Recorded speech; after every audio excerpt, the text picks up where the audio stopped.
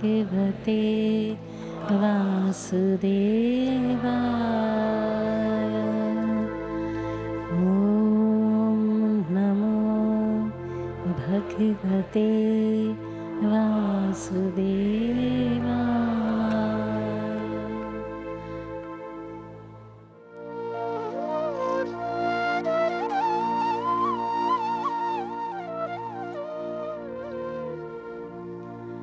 बलं बलवतां चाहं कामरागविवर्जितम्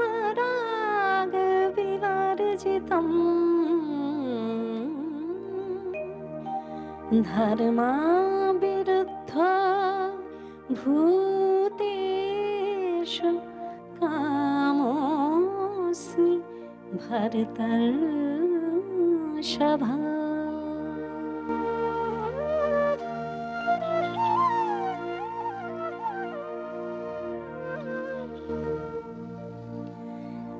ये चैव सात्विका भावा राजसास्तामसश्च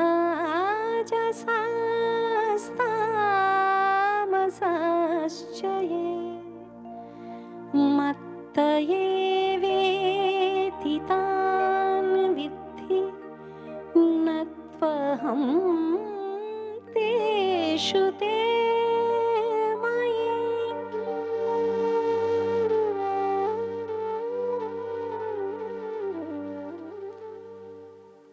हर एक के जीवन गीता है, मगर वो पहला अध्याय जो है विषाद योग, वहीं हम रुक जाते हैं।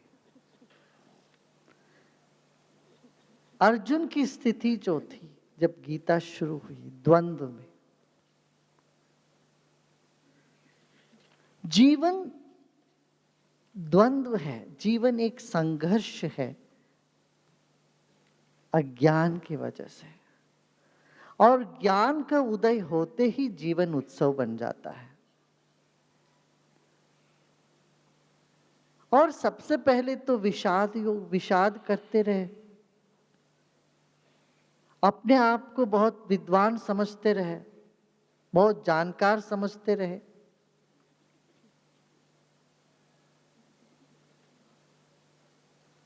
मगर जब गुरु का प्रवेश होता है जीवन में, सबसे पहले जागृति आती, चेतावनी देते हैं, जगाते हैं। बोलते हैं, अरे भाई तू किस लिए रो रहा है? बातें तो बहुत कर रहा है, मगर चेहरा देखो तेरा, ढंग देखो तेरा, ना कोई बल है, ना कोई तेज है, तू कहां दस गया? जागो। यदि जाग जाता अर्जुन दूसरे अध्याय में, सांख्य योग में, आगे गीता की कोई आवश्यकता ही नहीं होती। मगर अर्जुन बड़ा स्लो लर्नर है, क्या बोलते,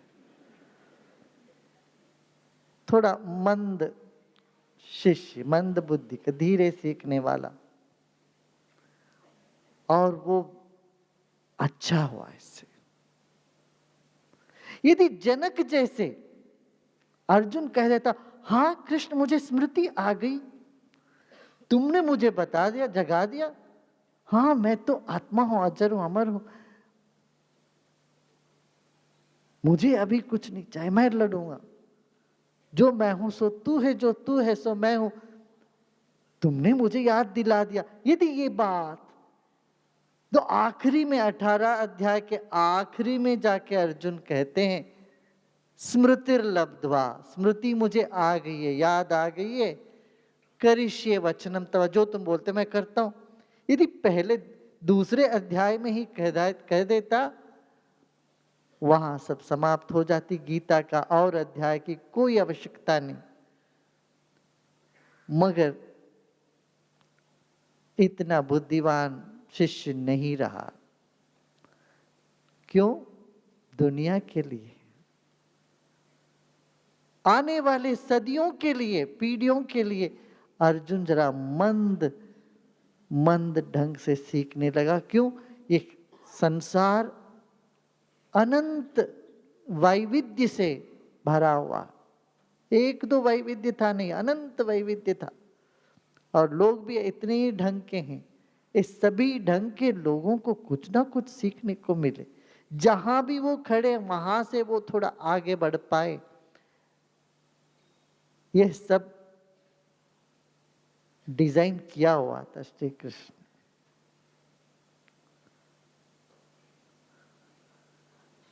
फिर कर्म योग, ज्ञान योग, ध्यान योग सब कहते कहते कहते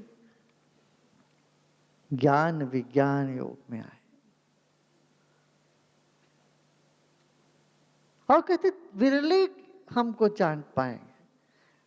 कितने लोग साइंस की डिग्री में पढ़ते हैं, सब कोई पीएचडी नहीं बनते, सब कोई न्यूक्लियर साइंटिस्ट तो नहीं बन जाता। इतने सारे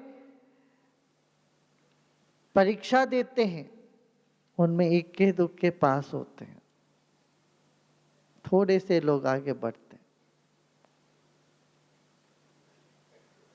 और इस क्षेत्र भी वैसा ही कहते कि तत्व रूप से मुझको जानने वाले विरले ही हैं, और इसके लिए जो प्रयत्न करते हैं वो विरले, उनसे अधिक विरले ये।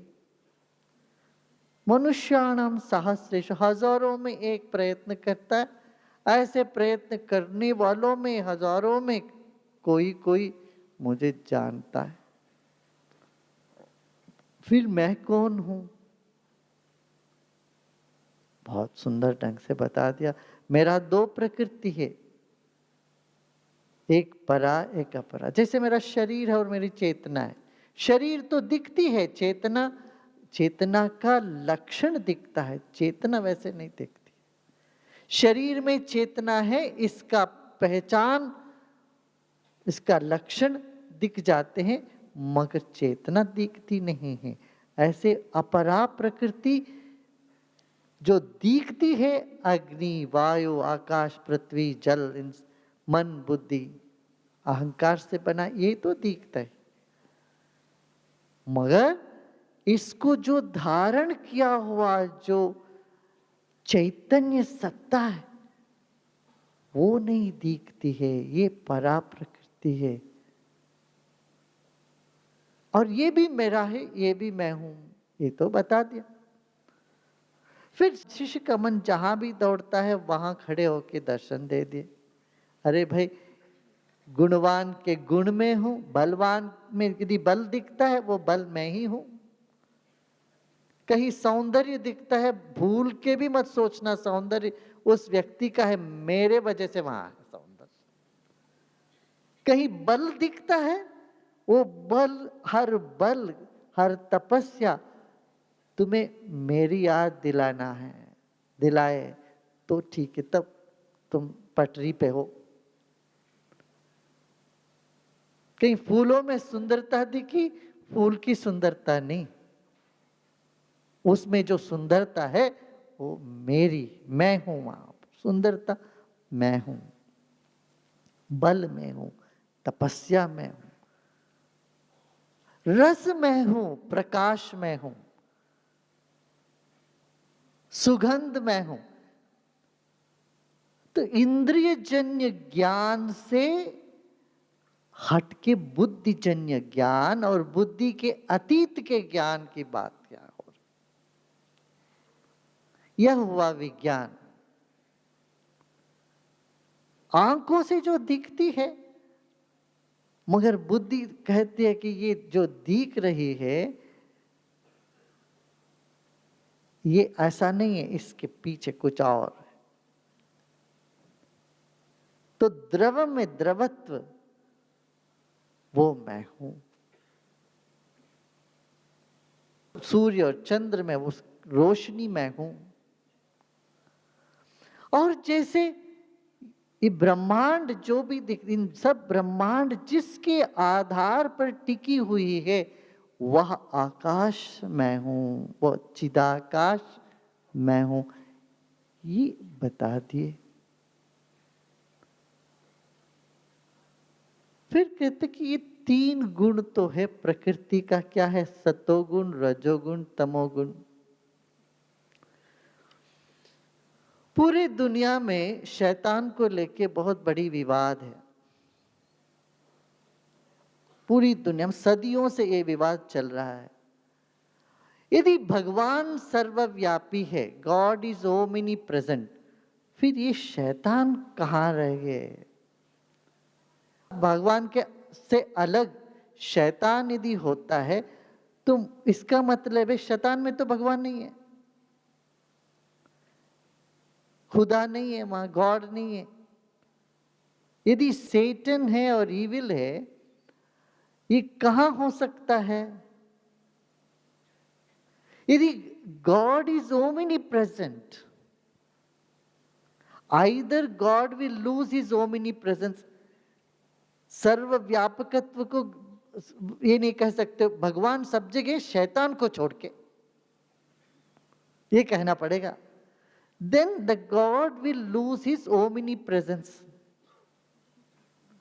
और भगवान के बल से अति एक शैतान है, माने वो शैतान बलवान हो गया, भगवान को उनके बल नहीं है। भाई आपसे चींटी तो टक्कर नहीं लेती है, आपसे टक्कर कौन लेता है? जो आप जैसे कोई बलवान हो तो टक्कर ले सकते हैं। यदि शैतान को इतना बल है भगवान से लड़ने की या भगवान के विरोध चलने की, इसका मतलब उतना कमजोरी भगवान में। तो सर्वज्ञातृत्व, सर्वव्यापक और सर्वशक्ति, ओमिनी प्रेजेंस, ओमिनी पोटेंस और ओमिनिसिएंट, ये 3 जो बेसिक क्वालिटीज है, गुण है भगवत्ता के, ये तीनों के तीनों मिट जाएंगे यदि शैतान को मानते हो तो। क्या सही है ना? शैतान को जगह कहां है? यदि भगवान कण कण में है तो शैतान को कहां रखोगे भाई? तुम रखना बड़ा मुश्किल हो गया, कहां रखोगे? रखने की जगह ही नहीं। हाँ, उसके यहां बहुत सुंदर बात यहां आ रही। शैतान कैसा है? ऐसा दिखता है मगर है नहीं। कैसे? मृग मरीचिका, मिराज जैसे। सड़क टार रोड में आप ड्राइव करते जा रहे हो, सामने लग रहा है पानी है, पानी दिखती है, पानी जैसे दिखती है, पानी है नहीं वहां। तो यहां जो शैतान है वो प्रकाश का अभाव है, उसका कोई अस्तित्व नहीं है। आपकी परछाया, परछाया कब आप देख पाते हैं? जब आप प्रकाश से विमुख होते हो तो परछाया दिखती है। और परछाया, परछाया का कोई अस्तित्व है क्या? Is there any existence for shadow? वही शैतान है जो है नहीं मगर दिखता है। क्या? Just like shadow, you see the shadow but shadow is not in existence। थी दुनिया भर के उलझन का उत्तर सिर्फ अपने इस वेदांत ज्ञान में, गीता के ज्ञान में मिलेगा। दुनिया भर के लोग परेशान होंगे क्यों? तर्क संगत नहीं हो रहा है। हम भगवान को कहते हैं सर्वशक्तिमान, ओमिनी प्रेजेंट, और एक तरफ से देखो तो शैतान परेशान कर रहा है। शैतान को कहाँ रखें? या भगवान अपनी ओमिनी प्रेजेंस, सर्वव्यापकत्व खो देते हैं, उनका गुण खो देते हैं। तो कहा नहीं, ऐसा लगता है मगर है नहीं। आप प्रकाश से विमुख होते हो तो अपनी वजह से आपको शैतान नजर आता है। आप प्रकाश के सम्मुख हो जाओ, अब घूम के खड़े हो जाओ, कहां दिख सकता है आपको परछाई? प्रकाश के सम्मुख होने से परछाई दिख ही नहीं सकता। इसी तरह से ये संसार 3 गुणों से बना हुआ है। कौन सा गुण है? सतोगुण, रजोगुण, तमोगुण। और भाई जैसे परछाई भी मेरे वजह से ही हो रहा है ना। सूरज नहीं है तो परछाई कहां, प्रकाश नहीं है तो परछाई कहां, कैसे हो सकता है? असंभव है। इसलिए कहते हैं मगर परछाई में प्रकाश नहीं है। परछाई का कारण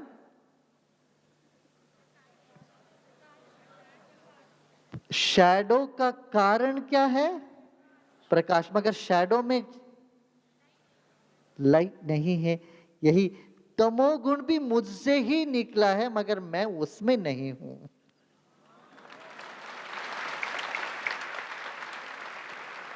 सतोगुण, रजोगुण, तमोगुण ये तीनों मेरे वजह से, मगर मैं उसमें नहीं हूं, वो भी मुझ में नहीं है। सूरज के भीतर परछाई है क्या? बताओ। ये प्रकाश के, ये मोमबत्ती के अंदर परछाई है नहीं, मगर परछाई होती है मोमबत्ती की वजह से।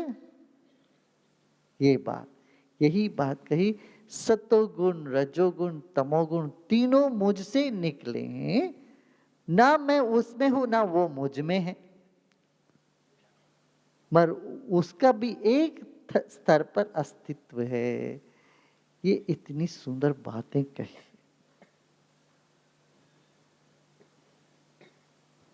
ये तीनों गुण, ये तीनों दैवी गुण है। भाई आपको नींद भी आवश्यक है। You need sleep also. तीनों स्टेट, जागृत, स्वप्न, सुषुप्ति, ये तीनों अवस्थाएं,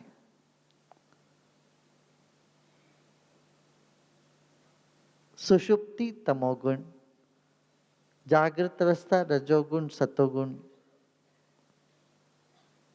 और सपना भी रजोगुण से होता है, तमोगुण रजोगुण का सम्मिश्रण।